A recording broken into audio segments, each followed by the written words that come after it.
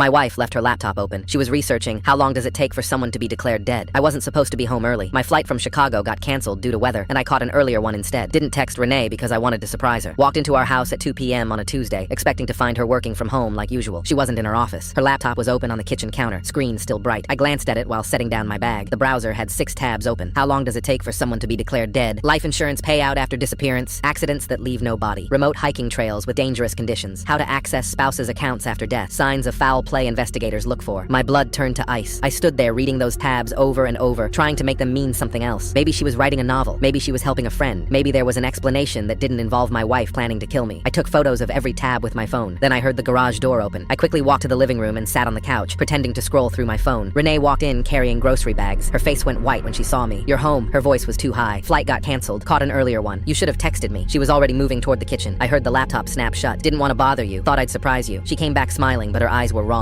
Too wide, too careful. We had dinner together. She made my favorite meal. Kept refilling my wine glass even though I'd barely touched it. Asked me 3 times if I was feeling okay, if I was tired, if I wanted to go to bed early. I said I felt great. That night I pretended to fall asleep but stayed awake for hours. She got up at 3 a.m. and went downstairs. I crept to the top of the stairs and listened. She was on the phone with someone, whispering too quietly for me to hear the words, but I heard her laugh softly, intimately, the laugh she used to save for me. The next morning I called in sick and waited until she left for work. Then I searched the house. In her closet, hidden in a shoebox behind her winter boots, I found a burner phone. Dozens of texts to someone named Jay. Plans for after. How they'd wait the appropriate amount of time before going public. How the life insurance would set them up perfectly. How she'd play the grieving widow so well no one would suspect. The most recent text was from that morning. "He came home early. Have to push the hiking trip back. Next weekend instead. Love you." I took photos of everything. Then I called a lawyer. She recommended a private investigator. Within 3 days, he had photos of Renee meeting a man named Jordan at a hotel downtown. He also found she'd increased my life insurance 6 months ago without telling me. Changed the beneficiary to only her name. The investigator dug deeper. Found that Jordan had a criminal record, assault charges from a previous relationship, a restraining order from an ex-girlfriend who claimed he'd tried to push her off a balcony. My wife was planning to kill me with a man who'd already tried to kill someone else. I took everything to the police. They were skeptical until they saw the search history, the texts, the insurance changes, Jordan's record. They opened an investigation. 2 weeks later, Renee told me she'd booked us a romantic weekend at a cabin in the mountains. Remote location, beautiful hiking trails, no cell service. She was so excited describing the cliffs with stunning views, the trails along dangerous ridges, how we'd reconnect away from all distractions. I told her it sounded perfect. The morning we were supposed to leave, 2 detectives knocked on our door. They arrested Renee for conspiracy to commit murder. Jordan was arrested an hour later. The police had been monitoring their communications for weeks. They'd recorded calls where Jordan described exactly how he'd push me off the trail and make it look like an accident. How Renee would scream and cry and play the devastated wife. The trial lasted 2 weeks. Renee's defense claimed it was all fantasy, just talk. But the jury saw the search history, the insurance changes, the criminal record, the recorded calls. They deliberated for 4 hours. Guilty on all counts. Renee got 15 years. Jordan got 20 because of his prior record. At sentencing, Renee looked at me and mouthed, "I loved you." I stared back and said nothing. She didn't love me. She loved my life insurance policy. The difference almost cost me my life.